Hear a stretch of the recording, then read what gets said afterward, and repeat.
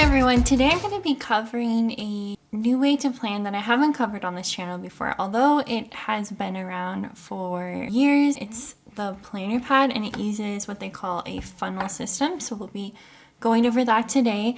And then in a future video, I wanted to show you how you can apply what we learned about this planning system in your Happy Planner. I'm going to start off with a quick flip through of this planner. This is an 8.5 by 11 planner. It spans from January 2025 to December 2025, so it's 12 months. It has a page for personal information like your name, your address, your phone number. In case of illness or accident, notify this person. Emergency medical instructions. That's kind of cool. And then quick reference phone numbers for emergencies. Then it has important phone numbers. And something I thought about with this is that it'd be much better if this were in a disk system so that you don't have to keep rewriting your important phone numbers from year to year. So it's kind of like there's an address book in here, but just for phone numbers. Then there's a 3-year calendar, 2025, 2026, 2027. And then we have this kind of year at a glance spread. So on the left are the months January through June, and on the right it spans from July to December. And the idea of this would be to maybe write out what your plans are for vacations or conferences or any sort of relevant information, events, activities that are going to be happening that year so that you can get a year at a glance, a bird's eye view of it. You could maybe even write out birthdays here, but once again, then you'd have to rewrite them again the following year because it's coil bound, not disc bound. And then they have the next year, which I really appreciate is in here. So this is the 2026 year at a glance. So this is good because then you can write out like when your dentist appointments, doctor's appointments for the next year are. And it even goes as far as 2027 planning. After that, it lists out the holidays for 2025, 2026, and 2027. Then it shows the time zones. Then there's this notes section, and I thought this would be really cool for maybe project planning. But once again, you can't move the page around, so it would need to be a project that you're working on during this month probably. We have one calendar on a page. So I've already written here that I have a dentist appointment on January 8th. So you can keep things like your appointments, events, activities for school, for your kids, for sports, etc. all on the calendar if that's what you choose to do. Then we get to the weekly spread and they all look like this. They all have this same setup. So each month comes with this note page and then you have 1 month on one page and you go into the weeks. They're all the same. And then the next month starts. At the very end of the planner,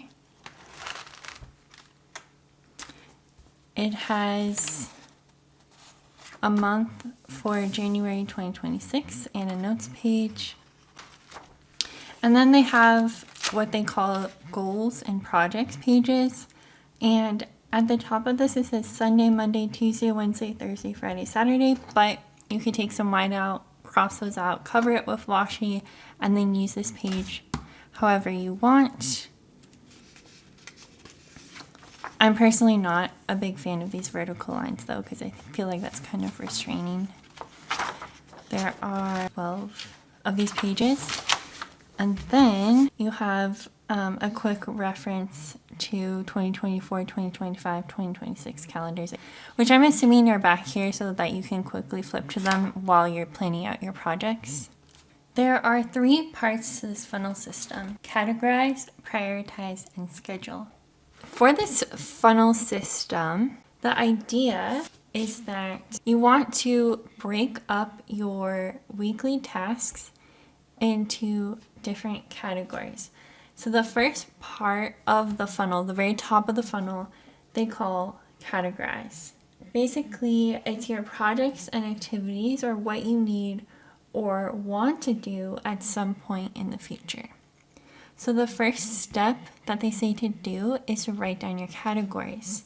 So some examples for categories that you could use are work projects, family activities, kids, school, and sports. For myself, I decided to go with household chores, small business, house projects, YouTube, fitness, and meal planning. And then because there were so many other tasks that I couldn't consolidate into one category type, I decided to just call that other responsibilities. I don't know that that's necessarily what they would recommend, but I felt kind of limited by. So now that we've written down our categories, we want to list out everything that needs to be done either this week or in the future. You're basically brainstorming what you need to do into these different categories. I wouldn't call this a brain dump though, because brain dumps are traditionally unedited so that you have this continuous flow of your thoughts and ideas onto the piece of paper. For a brain dump, you're not pausing to think, which category does this fall into? Because that might inhibit the flow of your thoughts. I want to point out that I'm not required to get super detailed with the tasks that I'm writing down in this categorize section. If you have a project that has a lot of next actions associated with it, you may just want to say that you want to work on that project and not be super specific, because that will slow you down and also make the process more difficult. We will address next actions in a later step. So you'll see how we can take the time to define them later on when we get to the next steps. So that covers step 1 of the funnel system. In the next video in this series, we'll cover the rest of the steps and talk a little bit more about how this system works in the planner as a whole, and then get into how you can use the system in an actual happy planner and how to optimize it. See you next Saturday.